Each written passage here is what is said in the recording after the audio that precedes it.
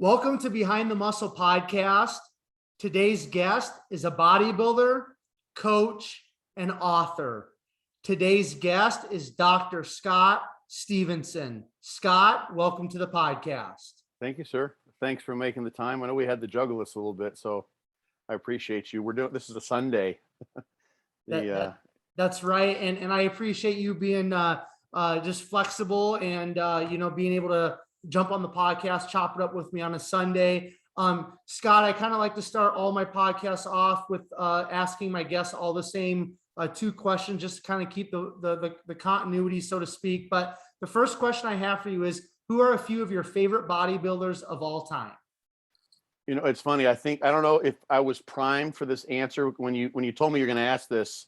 We had just been talking about John Meadows, and people probably usually say, oh, Arnold Schwarzenegger or Dorian Yates, one of the better known pros of sort of maybe a bigger figure than John. But John, I guess I would say, just because he was so close to me, we're so close to one another. So I realized since his passing how important he was. I guess I'm starting to get choked up here just thinking about it. And another one, actually, funny enough, and I didn't realize this, but I actually got a picture of him a long time ago. It might have been more than 15 years ago when I was setting up my home gym when I lived in Arizona, is Marcus Ruud. And because he was a monster and he trained like an animal, and I just kind of liked that. And I'd seen his videos where he's just kind of a goofball, and he's making fun of himself. He's kind of relaxed. And now recently, if anyone tunes into this who's been paying attention as of late, I had an opportunity to do a couple podcasts in German. So I'm working on my German, and I've been listening. I literally was listening to Marcus Ruhl do interviews just today. So I've gotten, they're in German. He speaks English, of course, but he does a lot of his PR work, his social media stuff in German. So I'm getting to sort of rekindle my understanding of him. And he's an old guy like me, like he's in his 50s now. So he's talking about, he's got a perspective that's sort of mine. So I resonate with him pretty well, I think. So those are the two that kind of pop into my consciousness. Awesome. Now, I just had Ken Jackson, IFBB Pro, on yesterday, and we talked about John Meadows. There's been several guests that I've had since John's passing on that we kind of talked about John, just because he either coached them or was a mentor or a close friend. Would you just kind of touch on, and I know you kind of did a tribute on your own YouTube page to John, and I'm sure you've made some posts and things like that, so we don't have to get too in depth, but just talk about John's friendship and what he specifically meant to you, Scott, if you don't mind, for a few minutes. Oh man, so John, John was like kind of a friend and kind of a guy I think John was just about 2 years younger than me. So we're basically in the same age. And we started doing this at the same time. John started, I think he competed when he was 13 for the first time. Your next question, I think, is going to be, I started lifting when I was 11. I wanted to lift before that. Actually, my mom wouldn't let me. I had to I think I may have actually lifted before that, because I used to sneak up to him. My dad had an old DP weight set and use that, but it was sort of officially in junior high where they let us do weight training. So John and I had that, the background had kind of been around for so long. We had our mindsets just resonated right from the get-go. And I knew who he was because he was posting on the old school bodybuilding forums, which you've heard people probably talk about. So I knew that. He was actually, it's funny, when John was doing things to kind of put him on the map, like, organic foods and going through Trader Joe's. He had this Trader Joe's, grocery store trip that he may have even done one of those with Ken. He did it with several people, clients. That was some of the stuff I was exploring at the time back in Arizona. I ate nothing, 90%, 95% raw food. Literally meat was raw. Everything was raw and cooked for about 2 years, just playing around with that. So I was, doing a lot of stuff kind of in parallel with John before we finally knew one another. And then it was sort of like our paths were kind of, destined to meet. So there's so much to say here. It's hard to kind of encapsulate it, but here's an example. Some of my favorite John stories that I think I may have mentioned on that tribute. I think you just watched it, so it's fresh in your memory. In 2012, I did Masters Nationals. John and I were in the same weight class. We knew, we were talking before that. I think because we saw each other post maybe on Professional Muscle, and at those shows, I think there was like 29 or 30 some people in our class, and at those shows they let you know if you made the top 5 or 6, I mean, you'll get to do your posing routine. They just didn't have time for all those routines. And they called my name. You know, it wasn't in any particular order. I think I got 5th or 6th. I can't remember now. But John was more excited than I was. He went bonkers. He was so stoked for me, in a true and honest way. It actually surprised me. So that's kind of how John always was. He had so much to give to other people. So it was always fun to interact with John, because I'm kind of the same way, you know, give and give and give and give and give. And it's running into John and you know, talking to him and actually getting to share, I guess, one of the things that I think sort of defines what it is when you're interacting with someone in an authentic way is that social norms break down, and the persona that we wear, and so the masks, the costumes we put on, and the social roles we take on, not that they're all fake or wrong, but sometimes, you know, you have, if you're going to be a teacher, you have to take on the role as a teacher in order to be effective at that task. So you can't be, you know, a buddy and goofing around with your students if you're trying to prompt them to be challenged by whatever you're trying to teach them about. But with John and I, we could kind of interact and kind of break things down. So John would vent to me about stuff, you know, sometimes that, you know, some people might have been surprised about, but that was really cool and intimate and authentic to interact with him in that way. So he was a good friend in that way, above all, I think. Thank you for touching on that, Scott. I Yeah. know it's just been cool for me to have all these amazing guests on the podcast, and as I've asked them kind of a similar question about John, just to be able to hear you guys talk about him, and it's a lot of the same things. I think, I don't know if it was Ken or one of my previous guests here just recently, talking about how John was so excited for them Yeah. and how well they did at the show. They actually beat John. And Right. he just said I think it might have been Ken, but don't quote me on that. But they just said it was just kind of blew their mind that John was so excited for them, and they Right. had just beat John in competition. And I think that's a rare trait, and that's kind of like, you know, it's been, again, cool for me to listen to all these John stories from people that knew John very intimately and personally over the last couple months. It's been encouraging for me, and fun for me, because it's just like, you know, John was a unique individual. He was a special human being within an industry that can be kind of messed up and crazy, and Yeah. you know, just a lot of fake people. But John was a bright light. So it's been awesome to hear that. Now, you kind of already knew that I was going to ask you at what age you were lifting weights. You said 11 years old now, or maybe even younger.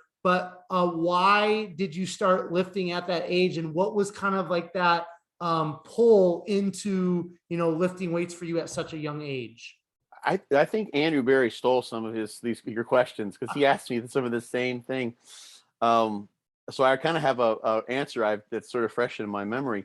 I literally, and I've answered this part before, I literally can't remember a time that I didn't want to lift weights. I wanted to do that from like when I was maybe 6 or something. There was no place to do it really I wanted to do that in martial arts, and there was no dojo. There was no way to do that in my hometown. I still don't think there is, actually. There might be, you know, there might be Taibo, something like that, but that's not. There was no true martial arts, no karate or Qingyi or Bagua or any type of internal or external martial art.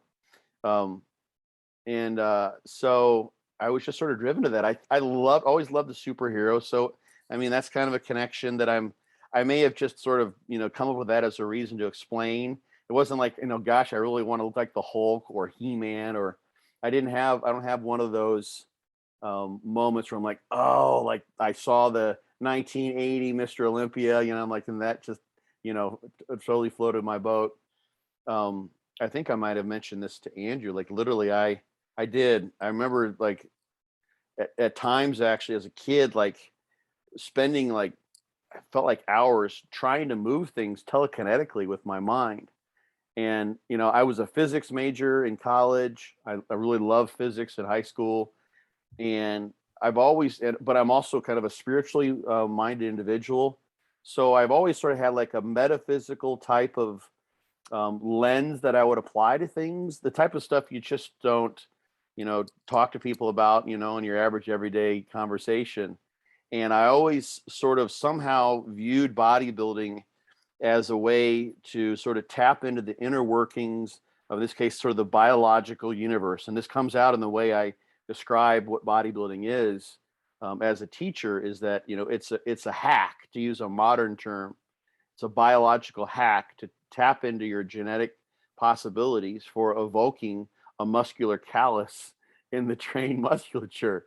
So you're literally going in, and by sheer force of the intangible will that you have in your brain, so to speak, applying science, applying experience, and applying sheer willpower. And I'm an acupuncturist too, so all these ideas kind of come to flow. Like the zh is the spirit of the kidneys, which we recognize as your will. It's the thing. It's sort of the life essence. The jing is essence, and the zh is the spirit. And there's chi energy that's in your kidneys, and you have lots of that when you're born and you're young and you're vibrant. And that's actually when that sort of peters out, that connotes death, for someone who's lived long enough to die of natural causes, so to speak. So you're taking this life energy and driving it in to the unknown, talk about, Heisenberg's principle of uncertainty. Like there's some uncertainty there that you're rectifying and literally controlling the way in which the universe manifests by bringing out in the musculature of your body a larger, more developed, more formed musculature. And it's an art form. That's what a painter does, when he or she takes maybe two paints or two dyes and combines them to create something new. They create something that's never been formed before. They're taking bits and pieces from the universe, and just like what biology does, just what like stars do when they, created the new elements, if you believe in the Big Bang Theory, et cetera, we're doing some rendition of that as manifestations of the universe, as individual waves in the sea of the universe, in our own individual ways. And bodybuilding is a very kind of cool way for an artist to take colors of experience and history and science and bring them all together into a unique art form that's art in motion. So I couldn't have obviously put that into those words when I was 6 or 8, but I remember like literally like having that desire to like manifest something in physical form or move things with my mind. And it's kind of like you're moving something with your mind. You're moving those intangible molecules that are the composition of your body, in particular the cells of your muscles. So that's sort of came into fruition in my personality as I found my way into the gym, and I just enjoyed the training too. There's just something about that. Maybe it's the flow state of it all, like the Zen. I like the training much more than like the competitive side of things. I was a swimmer, and I like the kind of the flow you get in. It's like, okay, 30 laps warm up and you just go. And I remember actually you sound like you might've been a swimmer too. You're nodding your head like you get this, or a runner. Yeah, no, I actually coached the local swim team here this summer. So okay. Yeah. Like I would hum like a repetitive or sometimes I'd sing to myself like a mantra. It was always, and literally, I mean, I remember loving the resonance of that underwater, because it was sort of like a muffled, kind of like if you were doing a sensory deprivation type of experience. Which reminds me, somebody bought me a tank coupon that I need to make use of. I forgot about that. So I've not done that yet, but it was literally, that was something that I really enjoyed. And you can get the same kind of experience. It's in a much more kind of condensed, intense, high energy form when you go into a big set. But it was that sort of, physical experience that I also was drawn to at the same time. So it's kind of like I had all these bits and pieces that were all kind of coming together to make it easier for me to be a bodybuilder, I think. So I wanna kind of transition into your childhood. So I kind of like to ask that previous question so that we can kind of just easily, smoothly transition to the childhood. Now, if you don't mind touching on, Scott, Like, where did you grow up? Did you have any siblings? Just paint that picture for us of the childhood. What was your relationship with your parents? Because then I do want to kind of get a little bit more in depth with some of the stuff that you were just talking about. But before we kind of get too deep, I want to just kind of have a picture for myself and the listeners of that childhood. So again, where did you grow up? Siblings, relationships with your parents, what activities were you involved in up to about high school? And then we'll put on the brakes right there. Okay. Yeah, sure. And Andrew and I got into this as well. So family of origin is something I've done a lot of work on, and I've reflected on why I do and have done what I do based on that. So the role grew up in a Midwestern town. I mean, no complaints at all. I wasn't like no abuse, no poverty, like, pretty damn, I had it pretty damn good, In fact, it's funny because I'm talking with friends who are therapists and my therapist. Sometimes it can be the situation that I'm in where things are kind of easy that can make for the most screwed up people in the world. You think about sometimes the kids of like rich, not that my parents were celebrities or ultra rich or what have you, but the kids of celebrities can sometimes be really kind of screwed up. And that's maybe a little bit of flavor of that. And what I mean by that is that in my family of origin, everything was really pretty hunky dory, except my sister had lots of issues, and it could have very well been me. So tendency towards, we were drinking beer and smoking cigarettes when I was in 4th grade. She was in 2nd grade. She kind of went off because of the circumstances into drug use and psychological issues that very well could have been me had I been born, 2 years later, like she was. I was the elder of 2 siblings. My dad worked a lot. We had one family vacation growing up. My mom was a social worker. My dad was a physician, very, loving, caring people. But what ended up happening with me was being generally capable of doing these things and put in a family situation where one child is very problematic, my parents not knowing what quite the hell to do. And in a social world where you don't talk about these things openly, because it was very unusual, I took on the role of the perfect child. So I tried to basically be absolutely, utterly beyond any criticism and actually like perfect, so to speak, in every way, shape, or form, so that I could offset all the craziness that my sister was undergoing. So I ended up doing things which I would have enjoyed and doing anyway, but I think, and this is about 8 years of therapy, I'm kind of condensing down here one large aspect of it. I ended up being like kind of doing all sorts of things. It was kind of silly when I look back on it.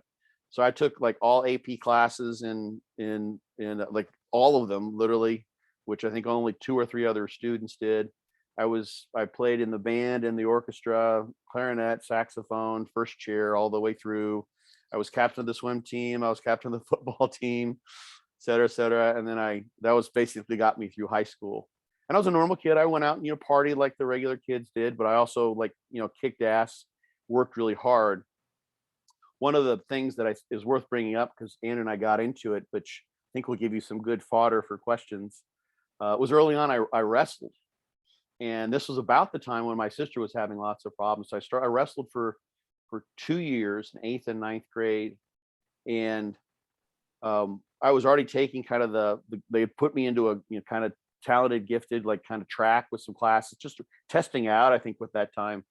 And I started wrestling, and I wrestled at like 135, I think, in 8th grade.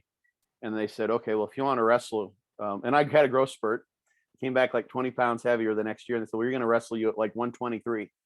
So my daily routine then was get up and have an orange for breakfast, and then go through the day, go to school, go to wrestling practice, come home, have a diet soda for dinner, study until I passed out, get up the next day. And then I'd have, it's like either 1 cup of cornflakes, I think with a half a cup of skim milk. That was my meal for that day. And then I go through the same day. So I was eating like 3 oranges and 3 cups of cereal a week for months. But I did that because you can get used to as a child, your neuroplasticity and your ability to endure things based on what you're learning, you're supposed to be able to do, you just do. And my parents were so busy, I wasn't ignored. I wasn't abused. Like nothing was like going on in that way. I just did and didn't complain because I sort of learned that, and I actually am really, really lucky in retrospect. I don't have any major food issues. I don't have like trigger foods really. There have been like one or two times like after a show where I'm like, okay, those vanilla wafer cookies, I try to stay away from those. There've been a couple of nut butters that kind of got me like, okay, that tastes really too good. But other than that, I'm really, really super lucky. But I was like that before I went into, but I never really liked desserts. I never had food cravings. We had a pretty good situation there. But I think, and came out actually that conversation with Andrew, that experience with wrestling, well, that's more diabolical than any bodybuilding diet really could be.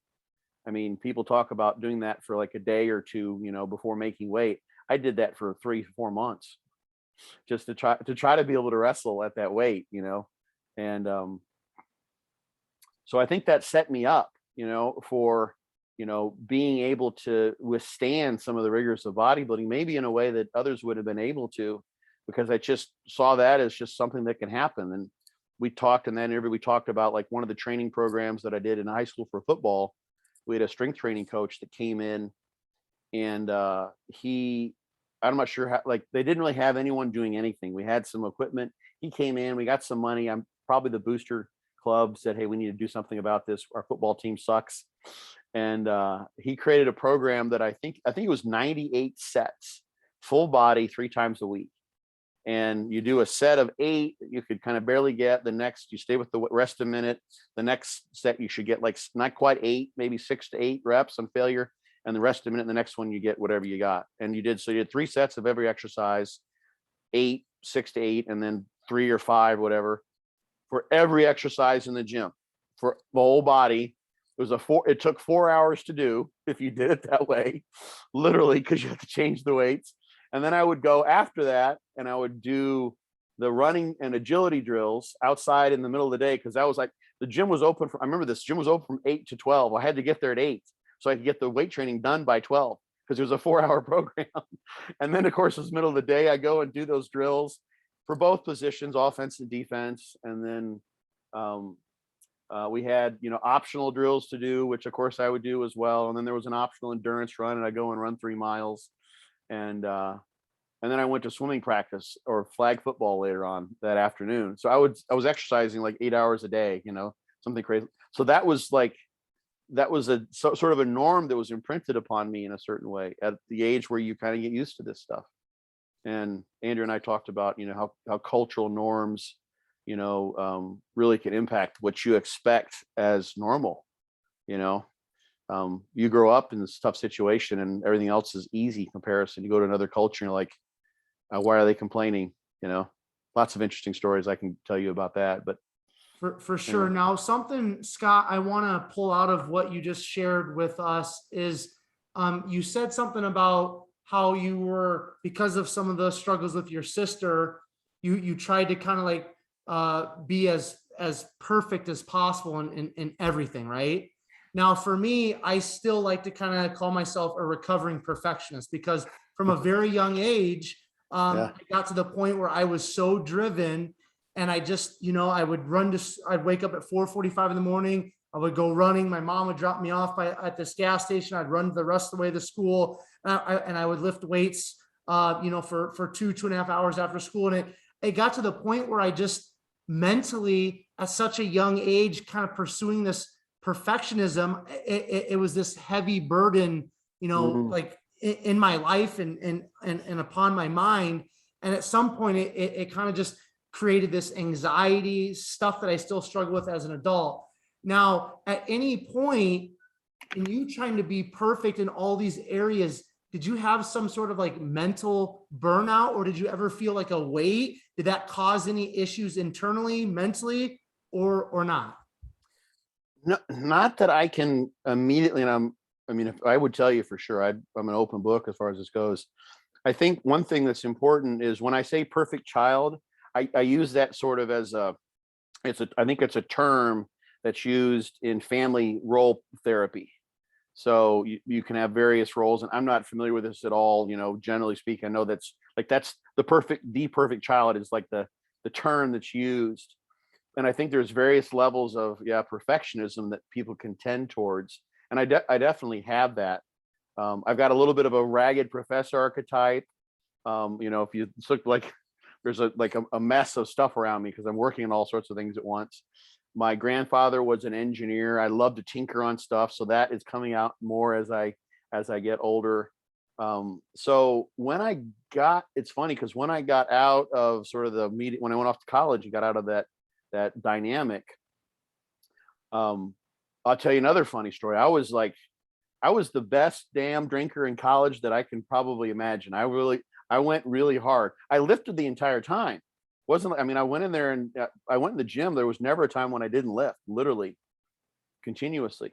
And it wasn't like, oh God, I need to lift because I'm, whatever, I'm, getting fat. I didn't ever have that. But I remember when I graduated, my best friend's brother, who had also gone to the same school, had heard all the stories about all the crazy stuff and figured, like, this Scott guy, my nickname in college was Rowdy.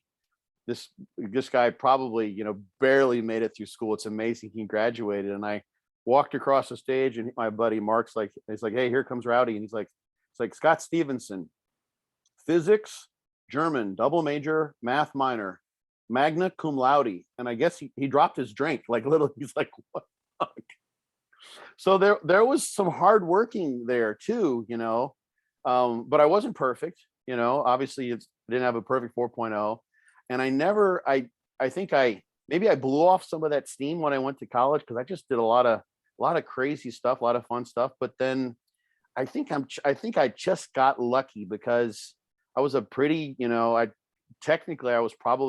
an alcoholic, depending on which definition you use with all the drinking, but I was a very, very functional one, obviously. And when I kind of got out of that environment with college, for the next few years, I kind of, like, that sort of vibe hung around.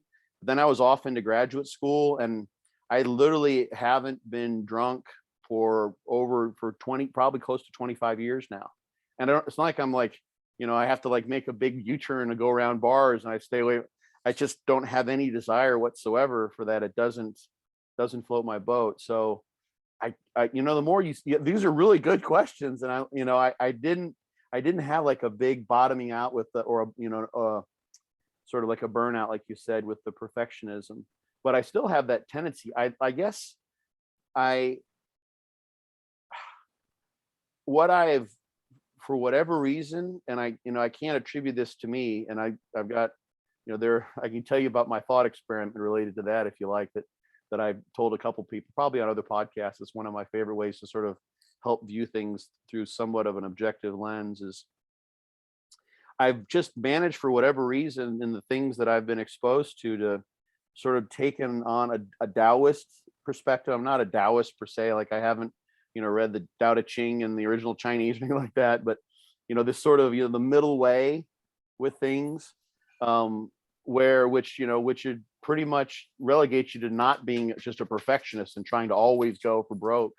So I try to see the beauty in doing things right, but recognize, that there's a beauty in things, being broken as well, because it's the way that they are, So I was thinking about this, in the context of making mistakes. I'll bring this around to I'm trying to learn German. I'm decent at German, but I'm trying to get better. I'm trying to get up to, what someone would call pretty close to being fluent. We could have this podcast in German. I could do it. I wouldn't be nearly as fluent with my words, but I could convey the same ideas. And people try to avoid making mistakes because we see that as you've actually done something wrong. You've committed an act that was an incorrect act. And the way I sort of viewed that, and this was it in the context I was actually having, they call this a false friend in the foreign language learning world, where you have a conversation with your buddy, your imaginary pal. So I was telling my imaginary pal about this idea. Is like, actually, mistakes are literally a good thing, because you've uncovered a hole in your understanding that you wouldn't have seen otherwise. So they should be welcomed. So I managed to take on that perspective. I don't know that anyone in particular said, that told me, like, that's the way. But yeah, so I see the beauty in striving for something that's perfect. But when you fail, there's also something perfect about that, because it's just how things are, and there's nothing you can do to change how things are.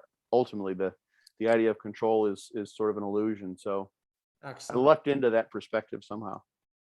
Who, now I would like you to take this outside of bodybuilding.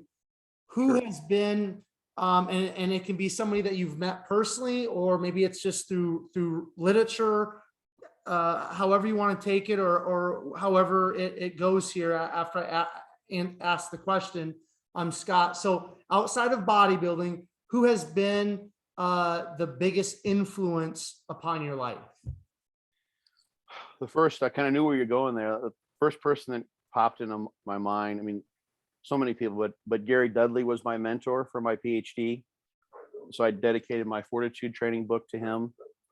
And he was a brilliant researcher, brilliant scientist, close to 100 publications, was well regarded, but he also was very down to earth, matter of fact. He didn't beat around the bush one bit. And he knew, like, in a world, the thing that was so fascinating about him, because I had, especially where I'd come from and finally ended up working with him, I was in, a very sort of rigid, I'm not speaking poorly, especially because my mentor during my master's degree was not of this mindset, but I had some insight as to how academia can be a very rigid, we have to push you and make you into an impenetrable fortress of knowledge, so you can go into, your the ivory tower of academia and basically withstand anyone who might, try to attack you with information, because your shit in and out. And Dudley was someone who's as sharp and as good a thinker and as well versed in literature as you could possibly be, but he also saw the big picture of, like, hey, if you're not enjoying what you're doing, then go do something else, and having that background that came through in the way he talked to us, and the way he framed things, and the way he just made stuff fun, was just awesome. So we'd be working our ass off. Like, there was one point in time, like, just to keep my sanity during my PhD, I literally, training was my gift to myself, and I trained like every day for 2 years straight. And some of those were just, I'm just going to go into the gym because I need a half an hour for me, because I'm sleeping 3 hours a night, and everything else. And I'm going to just do, abs and calves and biceps or something like that. And other days they would be just, go to town on some crazy, like, 9-stage drop set, but it was auto-regulated whatever wanted to do. It was fun. And Dudley was just, he was just hard-nosed, and he would press you to think beyond what you're capable of, to challenge you. But he also would have, he used to have so much fun with what he was doing. So he was such a good role model at a place where you can become really, really impressionable and really, really shaped, because the pressures in the world of academia can be really, really strong to sort of be one way. And so he would do things like, this is way back, long before the research that's now been done was available, but I was having some chicken. I was eating a meal right before a seminar started. It was a graduate seminar, so it's kind of like whatever you want. And he knows the literature, that's available. He knows the guy personally. He's had drinks with the guy who's Peter Lemon, who was kind of the man back then. And he's like, why do you eat all that chicken? And I'm like, well, for the protein. He's like, yeah, I know that. So why do you think you need all that protein? And I'm like, well, and I'm thinking, like, why are you asking me this? Like, but he's kind of calling me on the carpet. He's like, give me some, formal scientific substantiation for why you want to have protein at each one of your meals. So I started talking about nitrogen balance and Peter Lemon stuff. He's like, is that right? He's like, okay, you're going to tell us about that next week. Come ready. I'm like, okay. So that was what I talked about. And I had to, like, dig in, and it was awesome. It was so much fun. It was like a buddy who says, we're playing hoops tomorrow. I'm going to whoop your ass right in front of all these people. So but it's a fun, camaraderie and competition, and so I could go on and tell tons of stories about him. And even when it came to once you knew him and you realized that his heart was always in the right place, his behavior was outside of the norm, because he recognized, just like a good, Zen master or a Taoist would, that, all these norms and social conventions that we stick to are just kind of, they're bullshit. They're all just transient and temporal and temperamental. There was a time when he had a colleague of his came into Athens, Georgia, to give a talk, and literally it was packed. Every graduate student from like 3 different departments was there to watch her give her talk. She was presenting this talk, going through her topics. She had memorized her slides. She wasn't like an interact with the audience kind of person. It was just like, I'm going to give you more information than anyone could possibly take in, and it's going to be very, very high-minded and complex, and you'll be happy to hear it, and then we'll be done. And Dudley's like, no one's getting shit out of this. Like, no, and he knew all this stuff. He knew what was going on. He'd published with her. She was there as his guest. I'm sitting right next to him, like in the second row, like right up to the front, and she's going through her thing, and he's doing one of these numbers, raising his arm, and she's not stopping. Like, she's continuing. So finally he just says, everyone sees him doing this thinking he's going to put his arm down because now he's being impolite, Finally, it just says, well, that's a bunch of bullshit.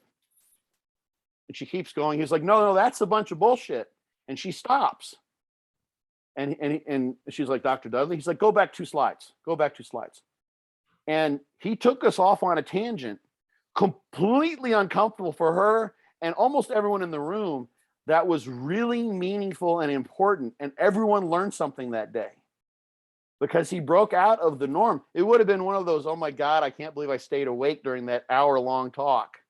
So taking things off the beaten path, looking outside the box, doing what, like seeing the big picture kind of at all times. Is like, he's thinking, either I fall asleep during this and waste this hour, I want to make this worth it, and maybe some other people see that you can actually do this and make things.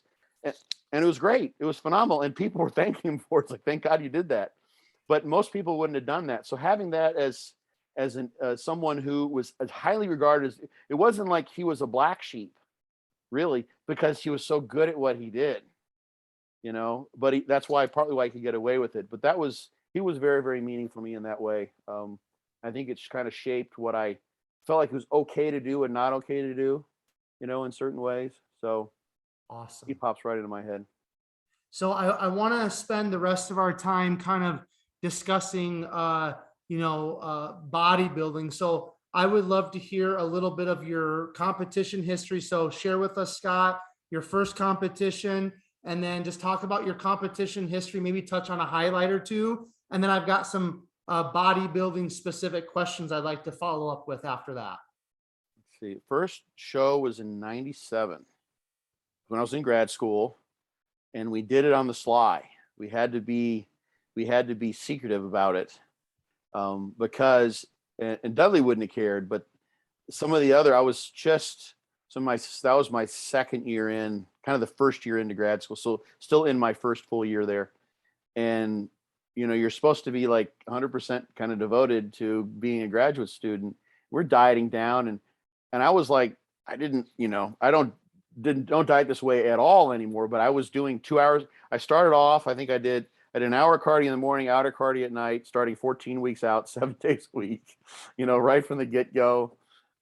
Training 7 days a week. I just like put the pedal to the metal, and I survived it all. And we had to stay covered up, like I had to like literally wear, because you could tell, that getting leaner. And it was back in those days, people tanned. So I was tanning, and that was becoming pretty clear. And it was like maybe a March show, I think, something like that. But, there's no reason to be getting that dark. It was in Georgia, but so it was completely on the sly. It was an NGA show somewhere in South Carolina, and it was fun. I've got some fond memories from that show. And then after that I did the Mr. Atlanta and some shows in Georgia. And then I went to California. So highlights. That 2012 show with John was cool because that was my first national level. I think it was my first national level placing. I won the Arizona in I can't remember the year now. The placings don't matter to me so much, to be honest. They really don't. I've given away over half my trophies. I don't even know how many shows I've done. I've never gone back to count. But when I won the Arizona, that was kind of cool. I think I was in 2009 because I moved to Arizona in 2002. I did a show the very next year, I'd done like 7 or 8 shows, maybe 10 or 12 shows, 2 shows usually a year, not every year. And I kept on like getting second, in my class, or maybe winning my class. And so it was kind of like, it wasn't nearly the same and not the same level, but John kept on coming close to getting his pro card. So finally I won the Arizona, and that was cool. So that wasn't the first overall I'd won, but it was, kind of nice because back then, when I started, there was just fitness and bodybuilding, and there wasn't even, at that first show, there wasn't even women's figure then. And then figure came in, and then the other shows. But at that point, still, in the first decade of the 2000s, to win your state show was a big deal. There were guys who got like, Mr. Arizona, like there was Mr. California and Mr. South Dakota and Mr. Illinois and Mr. Name the state, Mr. Texas, whatever it was a big deal. So that was kind of like, although I never, kind of thought of it this way, I found out kind of afterwards, it was kind of cool because I knew who the previous Mr. Arizona winners were. A lot of them were there. And it was sort of like, those guys, you became sort of that club. That's how it used to be, I think, with the guys who won the USA, Mr. USA, Mr. Olympia is obviously, everyone kind of knows that, who those people are. And people who won, name the show, the North Americans or any of the pro qualifiers, they all kind of know who they are. All the guys who won the Canadian Nationals, they know who they are. And in that little small pond of Arizona, and I moved away from there about 8 years ago, but, I was there for a year or two after that. And it was like, I'm like, that means I'm kind of almost as good as this guy. And he was a badass. So that was kind of like, and that would have been a kind of a goal, if I ever really had a goal, to achieve a physique that was like worthy of top 10 in a national level show. And I didn't place top 10 that year, but I have 5 or 6 top 5 national level, like they're all masters level. So old man national level placings. And I got second once to the guy who won his pro card. So that kind of like said, okay, you kind of got your physique to where I wanted to bring it. And so that was kind of like I made it, for me, in a certain way. So that was a highlight for sure. I want to go back to what you were touching on kind of earlier at the beginning of our conversation, and just this idea of, the mindset within bodybuilding, because I truly believe that bodybuilding is kind of like, in terms of building up the outward, that's just a small part of what bodybuilding can be, right? Like you talked about earlier, there's a mental aspect of it. There's a spiritual aspect of it. There's levels to what we kind of on the surface level call bodybuilding. That's what I believe. Like there's different levels, there's depths to this.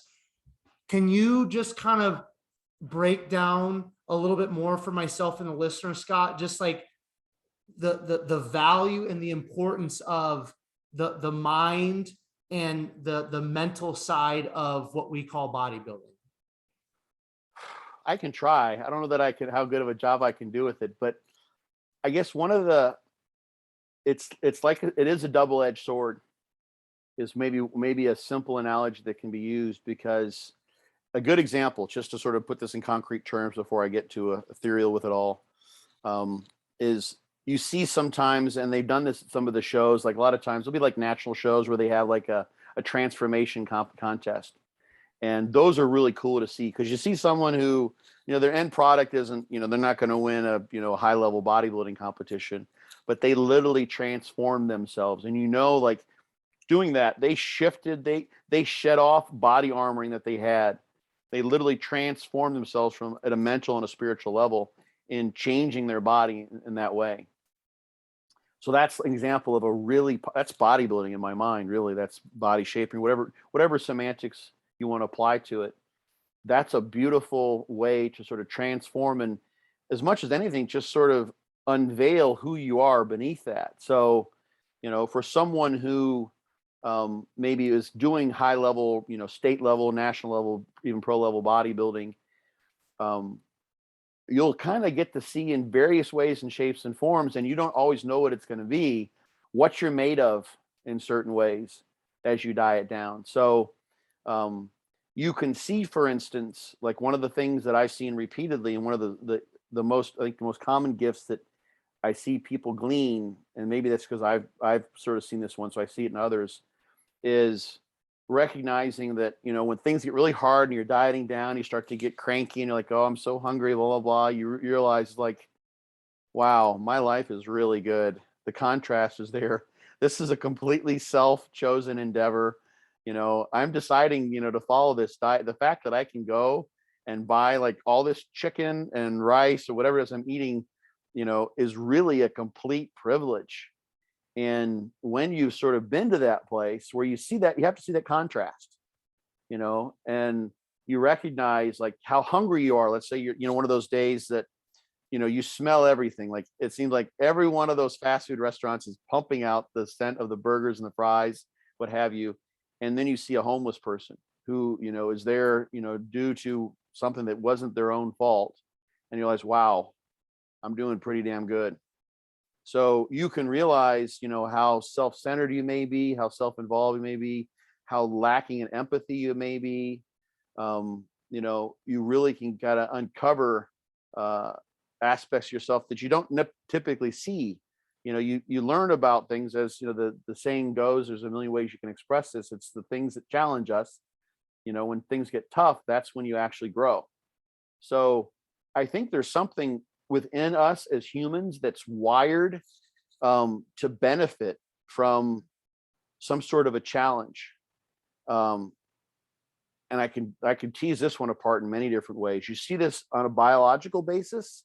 Literally, the stress that comes about from exercise evokes toxins in the way of free radicals that evoke the adaptation. Literally, you know, the exercise is, you know, if you look at it from the theory of the rate of living theory of aging, like the faster you expend energy, the quicker you're going to die. You know, but the stress evokes an adaptation that keeps and fine tunes our cells. If you just sit around and do nothing, you end up in that bottom like quintile of people who have all sorts of metabolic disorders, disease. So we need some kind of a challenge. If you think about it from an evolutionary perspective, you know, rising to the challenge of your environment, whatever that might be, to like, oh shit, we need to avoid this thunderstorm that's going to come in because it's going to destroy our huts, or we've got to figure out a new way to plant our seeds so that we can have something to live off of, or we got to find a bigger way to hunt whatever it is that we hunt, or gather whatever it is we gather. Those individuals who can rise to the occasion of a challenge, band together as a group in this case too, are the ones that are going to make it. And so they're going to be ones that were our ancestors who are wired to respond to challenges, who actually like want to take on those challenges. Because if you just sat there and said, well, you know, maybe we starve, maybe we don't, you know, no big deal. That isn't a personality trait that is going to have a lot of survival value. So I think we're sort of wired for taking on these challenges. So bodybuilding is like one of the craziest sort of self-imposed challenges that we can present to ourselves, because it has that physical biological aspect of challenging our bodies, which evokes an adaptation, which is it's the very nature in which our cells, you know, need some stress in order to maintain their normal upkeep. And psychologically, it's what keeps us lively and with our wits about us. It's why we have, and bodybuilding is a little bit different, it's why we have sport, in my opinion, at least. The idea, and this is what was, you know, this connects back to John even too, is that the nature of sport or competitive endeavor, if you look at least through the lens that I do, that some ethics of sport scientists kind of do, is that the value there is that you've gone into a contract with someone else, another team or another competitor, to abide by these rules so you can evoke stress upon one another to make each other better. I'm not trying to necessarily beat you per se, although that might come into play if you do have an enemy who you have to conquer or vanquish, or at least defend yourself against. But I'm trying to make myself better, and so are you. And we're doing this in competition. And what seems like aliens who grew up in a different environment when stresses don't matter in such a way, they come down, they're like, what is wrong with these species? They keep on, like, even when there's no reason, there's no lack of resources, there's no, border, there's no, water or food or whatever, they still want to kind of bang heads with one another. It makes us better to do that as long as we do it in a collaborative kind of way. So bodybuilding is a way for an individual, maybe like you or perhaps me, who tends to be sort of more internally focused, is a way to evoke those challenges in so many different ways. And I've had a different experience every time I prep, both in terms of I have to diet and I have to train, all that kind of things, but both in terms of the insights. When you put yourself under the pressure of a diet like that, you make yourself better in some way, shape, or form. At least I hope, or you see where maybe if you make those mistakes, where there are holes that are opportunities for bettering yourself, that actually are there that you wouldn't be aware of otherwise. So I think that gets to your question. I kind of got off on a tangent, but No, that's perfect. yeah. That's great. What is in terms of bodybuilding, what is something that you kind of know now or you've learned recently that you wish you would have known or learned at a younger age? I don't have to do nearly as much training. I trained so hard and gone way overboard, and I get really, really sore really easily, I think, compared to average person. That I've always sort of been too far, like pushing the volume or the for my effort levels beyond what would be more optimal for having good adaptation. And what that's meant is I've got a tear in pretty much every muscle somewhere, little mini injuries that, it kind of, in a way, it sort of, it doesn't take away from my enjoyment of lifting and those sorts of things, but like both of my calves are torn, and, I've got a tear in like both lats, and I've torn both triceps, both biceps, I think. I've got a whole, like, just little tears, like pecs, small tears and tweaks. So I'm kind of a mangled mess physique wise. So, I can never, even if I got, regardless of conditioning, I'm just never going to look, as far as the physique goes, the way I once did. And it would be nice to be able to have that opportunity. So I probably could have avoided many of those little tears by not pushing as hard as I once did. But on the other hand, there's an old, people can Google this and want the story of the Buddhist, the Taoist farmer who said, maybe it's good, maybe it's not. You may have heard that old poem, or that Zen koan. Yeah. So maybe I wouldn't have learned the things I've learned had I hadn't done those things. And this is just how it turned out. So, but that's something that would be interesting if I could go back in time and relive. It'd be interesting to see, if I could have been a better, higher placing, had a different physique, avoided those injuries. I don't know, but my guess is maybe. Now, taking what you just shared then, Scott, and speaking to maybe some of the younger listeners that are just getting into bodybuilding, they're just getting into strength training. Maybe they've been bodybuilding, strength training for a handful of years now. How can you kind of take what you just said and kind of speak that to the listeners to kind of help them, maybe give them some advice, give them some tips practically of what that looks like, of what you just shared? How can you kind of share that practically with the listeners so they can kind of take away, say, okay, this is kind of something that I'm going to take from Scott, what he shared on Behind the Muscle podcast, and to start applying it so that I don't kind of, walk down that same path he did? Yeah, I would do your best to objectively evaluate where you sit in terms of your genetic proclivity for being a good bodybuilder. If you're a really good responder or not. And a lot of times, and this, the evidence kind of bears this out, most of the really good bodybuilders have really good recovery ability, so they can apply a massive stimulus and they can do high volume, kind of a pro split type of training, and grow really well from that. I can survive that. I could survive kind of anything, but I'll be just sore as all hell, and I know it's not optimal. So kind of figure out where you fit in there, and in particular, look at, relative to your effort levels, what volume you can really recover from, and then do your best to not exceed that. So pay attention to finding the path that matches sort of where your genetics fit. You won't be able to follow the path of the genetic elite because if you're not genetic elite, it's just not going to happen. So figuring that out early on is massively important, I think.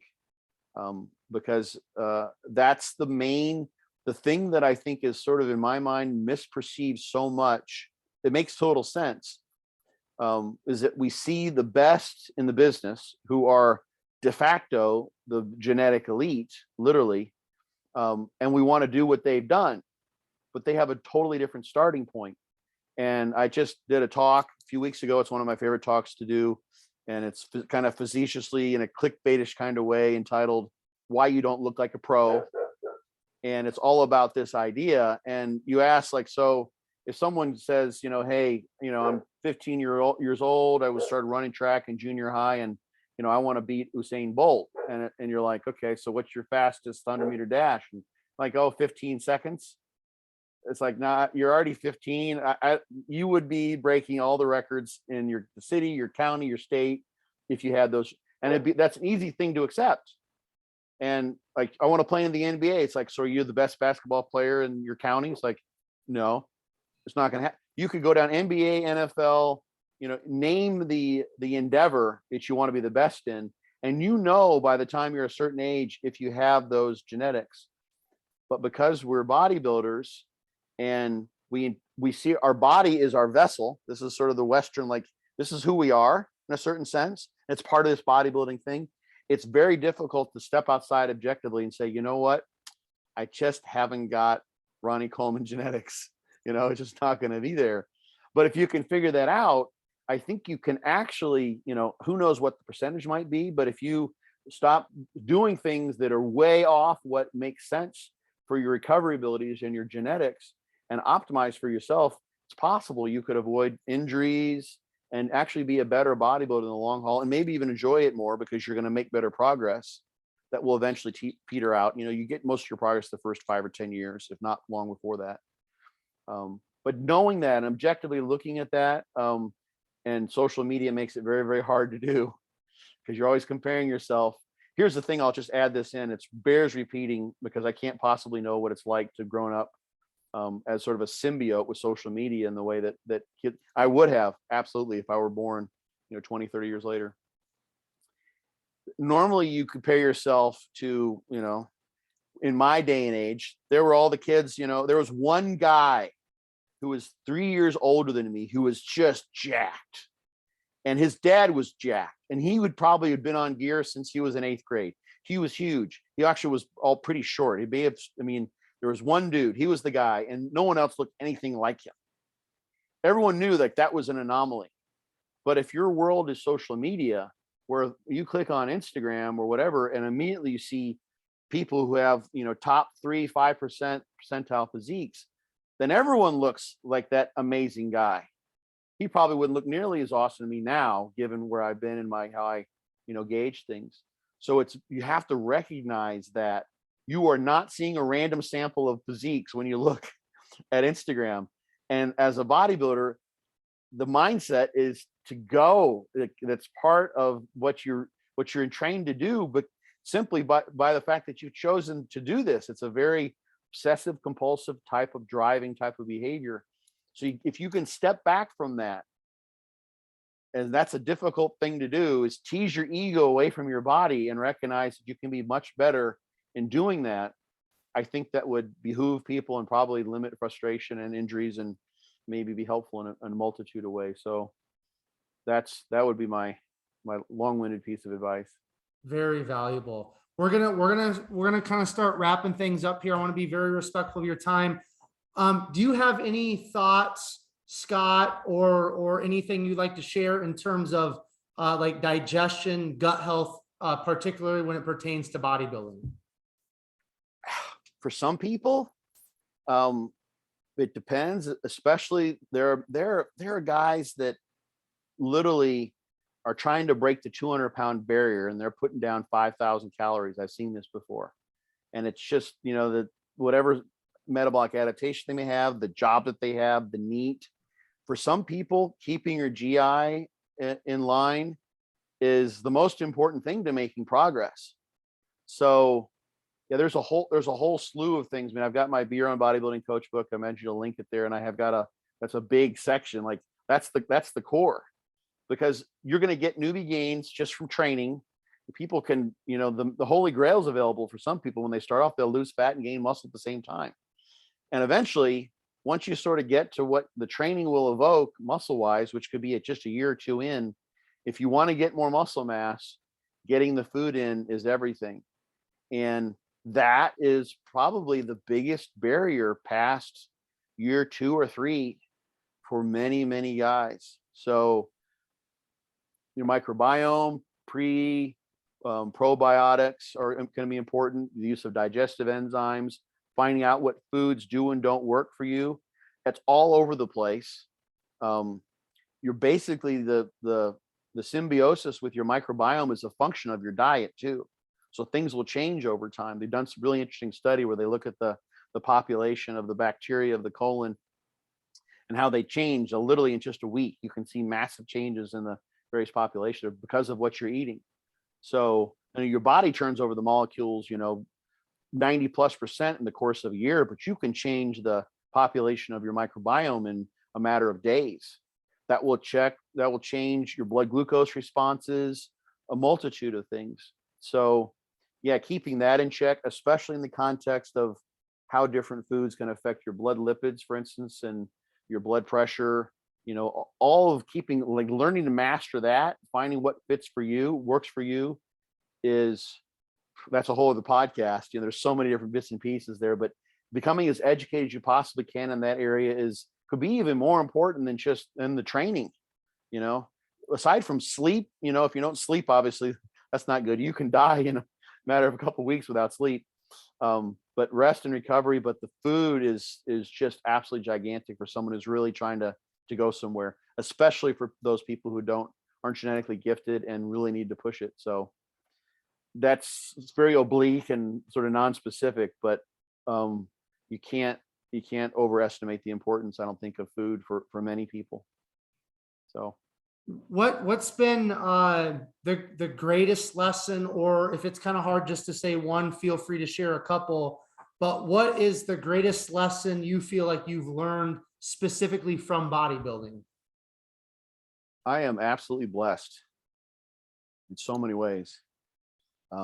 Talked about, the contrast that comes from feeling like you're suffering or feeling like you're in a bad way and realizing like, wow, I've got it really good. But the thing that I recognize and I know, and I see this so often, and I just wish I could wave a magic wand and put everyone in a situation analogous to mine, is that I found something that I just love to do. It's not, I don't really work. People say, you're so busy. I'm like, yeah, but it's like I'm at Wally's World. I'm just riding the rides and I'm having fun and I get to investigate stuff. And like everything that I'm doing is enjoyable to me. And that was I was just really, really lucky. Like I said, that I wanted to lift weights from such an early age. It's like, so what do you want to do? It's like, I want to play video games. So like, I'm like the kid who like got to just be a professional video game player. It's like, you get a new video game all the time. That's great. Like, I'll let this come out, but there's some other ways of loading muscle other than just traditional resistance training that I'm looking into now, that I kind of happened upon, that I'm going to start exploring. It's inertial training. So I'm looking into inertial training, which I know about from, actually Dudley did some of the stuff with NASA to use inertial training for athletes. I mean, for astronauts in space, you really can't lift weights in space. To lift weights, you have to have weight, which you need gravity for. There's no gravity there, but you can create inertia, which they've used to sort of maintain muscle mass in a disuse atrophy type situation in space. So I'm going to start exploring that. Like, there's just new games all the time that I can look into because the literature is immense. There's always something to learn, especially because the game that is Scott is also changing as I get older. So I have to figure out new ways to do things. So I'm just super lucky. And if that's what Dudley told me, like, he's like, I have a quote from him as best I could put it together. It's something like, I don't care if you're digging ditches, as long as you're happy, that's what matters to me most. And this is from a guy who invested like, 3+ years of his life sort of being to my mentor. But he's like, don't care if you throw it all away. If you don't like what you're doing, go do something, go chew bubble gum for a living, or, dig ditches or whatever. So find a passion, something that you love. And I know some people don't want to take their hobby and make it into a profession. They feel like they'll lose it. Don't do that, of course, if you know that's going to happen. But if you can find something you really dig, you'll be amazing at it. Not that I'm like, all that and the, slice of bread, but you'll be really good at it because you like it. You'll excel at it as best you possibly can. So that's the thing bodybuilding has kind of told me. It's like, I got really lucky that I found something that I dig so much. For sure. Yeah. Kind of the last question I want to ask you here before I kind of give you the floor to wrap our conversation up, Scott. For somebody that's listening to this and they want to kind of get into coaching, specifically like bodybuilding coaching, you kind of mentioned social media earlier. Social media kind of has, I think, changed the coaching game Oh, yeah. in terms of validity and all that type of stuff. But yet we need that new next generation crop of coaches, right? It's going to happen whether it's kind of more social media or not. What would you give somebody that wants to get into coaching? They feel like this maybe is their passion, it's the direction they want to take their life. What's a piece of advice or two that you could give that individual as they want to pursue coaching as a career or a profession? Man, you hit on it there. I answered this question for someone. I think it was someone that inquired on Instagram. Maybe I leave a lot of voice messages for people. Is that because we're living so virtually nowadays, people want to just start coaching virtually, and you miss out on so much by not having done things in real life. So I would suggest first being a personal trainer, if you can, at least part-time, because there's all sorts of things you'll see and encounter when you're working with people in person that you really need to be aware of that you wouldn't necessarily be aware of. Because there's, especially if you're someone who's been coached, a lot of times what will happen is you have someone who's coached by a poor coach, and then they get inspired to become a better coach, but they don't have a good model coach upon which to base their coaching.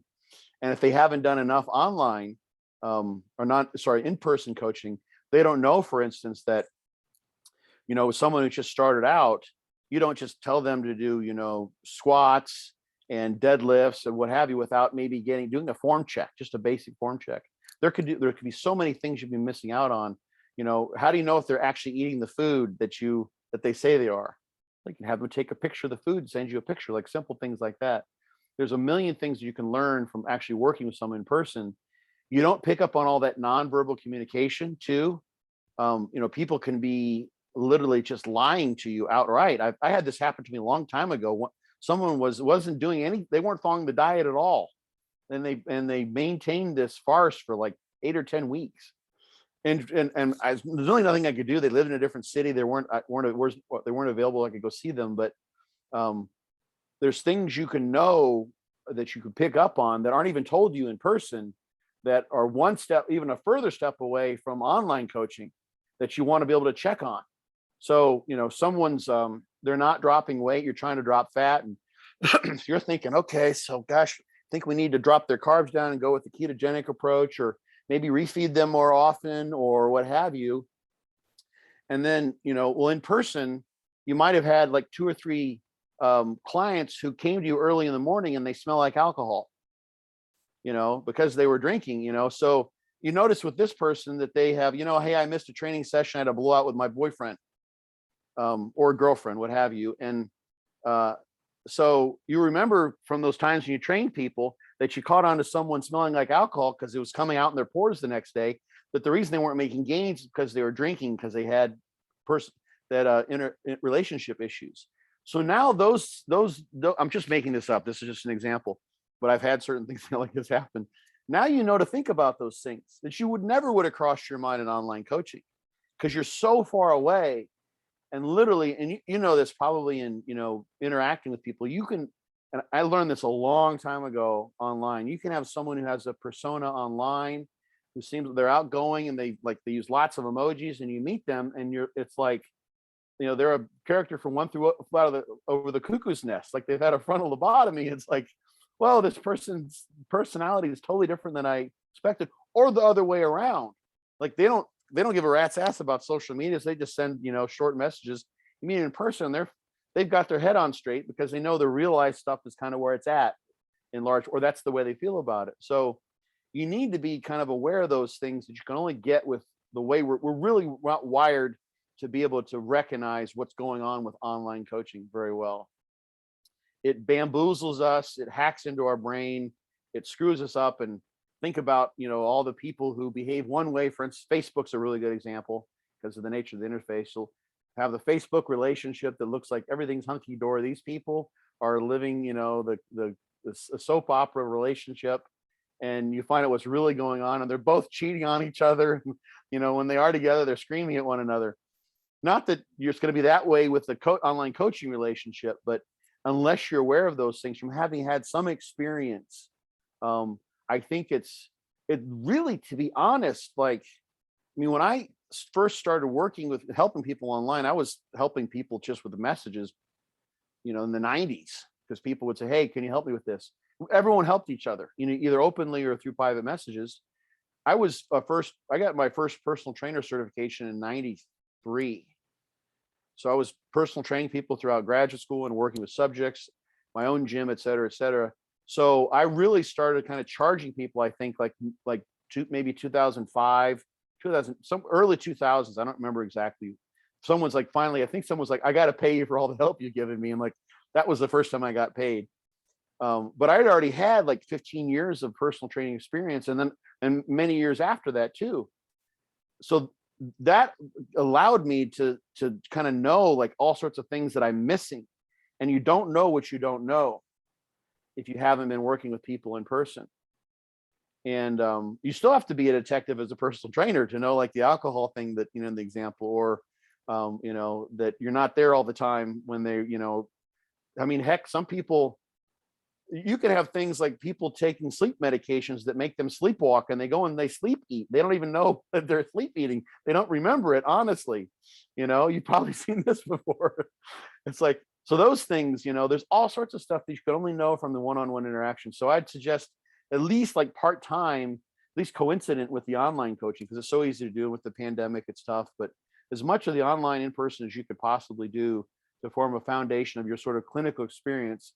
Because imagine this. I haven't thought of this analogy, but it's a good one. Imagine you're going to go see a doctor, and that doctor has never actually seen a patient in real life. All they've done is telemedicine for all of their doctoral training. They never felt a pulse or saw someone die in front of them on a table, or never ran someone through a widowmaker squat, where it looks like they're going to die in the squat rack. They've never done any of that. Would you trust a doctor that has never actually never done his or her rounds, in all of the specialties of medicine, including emergency medicine and intensive care, to be your physician when you have cancer or when something's really important for you? It's well, no, that wouldn't even count as really real medical training. So it kind of fits personal training to some degree. It's you want to have someone who's done the personal training, and then ideally too, they're also, don't have to be, but also they've done some competitions. Even guys like Hani Rambod and Chris Aceto, people oh, well, they never competed. It's yeah, they did. They sure did. People forget that. They didn't reach a super high level, but they've been there and they've done that. And I like to go and tinker around. I'm always, I competed 3 times last year and 4 times the year before. I sort of stay, that's my own little lab. So you learn, it's nice for your advertising to look the part, look like you actually lift, so to speak. But there's also a tremendous amount of learning that comes there, because you can test out the stuff that you're doing, you're going to have clients do first. So all of that practical hands-on with the real people, with yourself as another real person, is invaluable. And we can so easily miss that when everyone just says, okay, I'm personal training online, where there's no certification or anything needed. So that's another long-winded tidbit, but hopefully a good one. Absolutely good. So Scott, I'm going to kind of give you the last word. But first of all, I just want to say thank you once again for coming onto the podcast. Thank you for just dropping some of your experience and insight and knowledge. It's greatly appreciated. I'm going to let you, like I just said, kind of give the final word, and then also please, share if you'd like your books that you've authored, and anywhere that you want the listeners to kind of connect with you, or where you would like to send them. Share that after you wrap things up with the final word. I did another podcast, one of the last ones I did, and the question was something like what's one single word of advice you would give someone? And I had heard this question asked previously, so I knew it was coming for that podcast. This one was in German, so most people won't get it. But the thing that I said, which I kind of like, and it's a good one, is it's connected with know thyself, but it's ask yourself every day, who am I? And I wish I could find this. I don't know where maybe I should dig around, but I remember reading years ago that there was an individual who sort of took himself to the place of enlightenment by asking himself that question and endeavoring really, really stringently, like really, really taking a deep dive into that question each and every day. So, okay, I'm all these labels. I'm a father, I'm a son, I'm a professor, I'm a coach, I'm a bodybuilder. It's like, okay, well, am I a brain?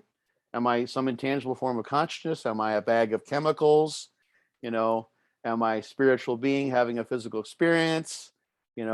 And you keep asking yourself that question every single day, trying to come at it from a different angle. You'll figure out a lot that way. So, and then trust in what you come up with, I guess is what I'd say on top of that too. So.